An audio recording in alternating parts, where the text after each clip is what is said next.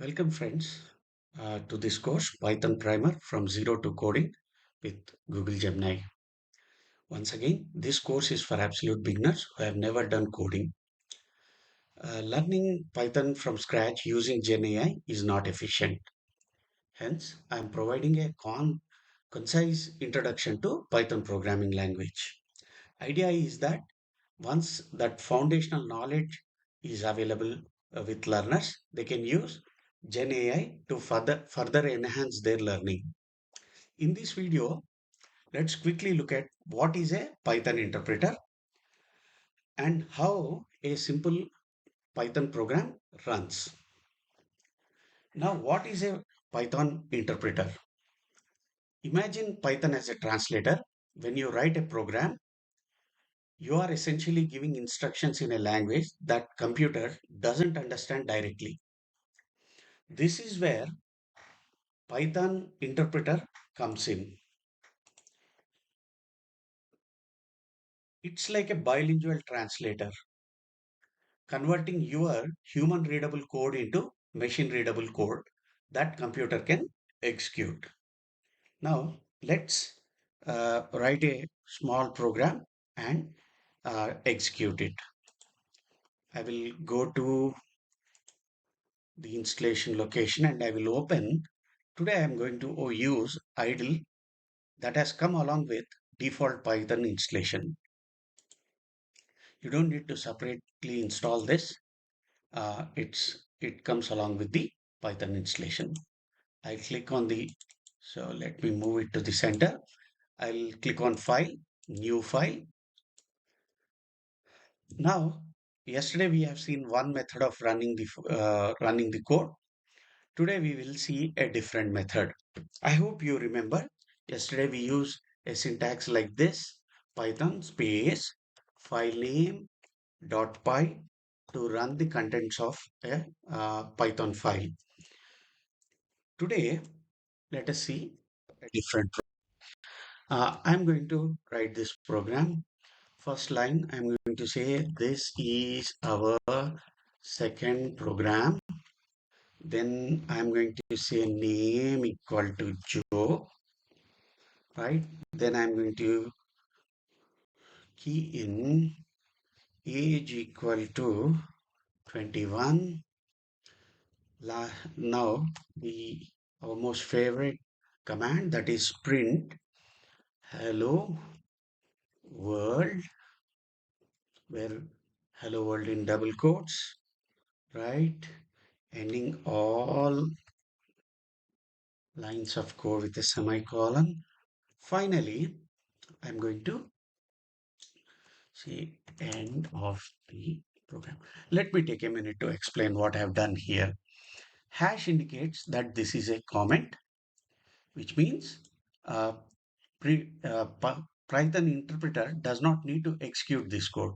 This is generally used for by programmers, so to ensure ensure explanation about their code to other programmers, or to make note of what they are writing in the code. Now, this is a very small code. If you have hundreds of lines of code, you may yourself forget what you have written. That is the reason comments are very helpful, and programmers use comments to ensure to capture the intent of that line of code. Now, the second line, name equal to Joe, name is called variable wherein a value of Joe is being assigned. We will we will go into details of variables and data types later. For now, consider this as a placeholder. Age is also another variable. However, it is holding a numeric value. Print is the built-in function that we discussed yesterday, and it is going to print the program. That's a simple program. Now let's save it. Here is a quick trivia kind of.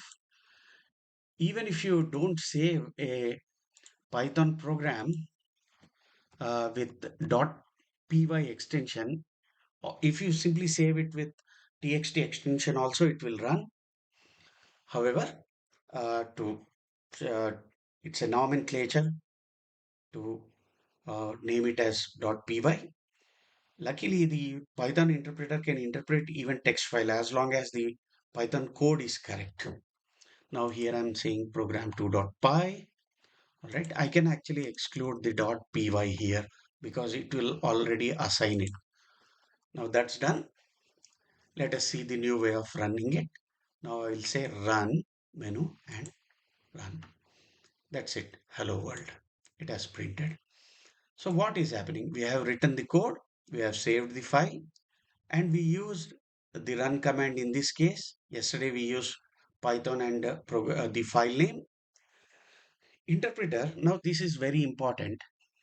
What interpreter does is it traverses line by line in the code, checks through that line, and it checks the intent of the programmer and executes that line. Here, once it encounters hash, it just ignores it, saying that, okay, this is a comment. In the second line, it creates a placeholder name and assigns value Joe.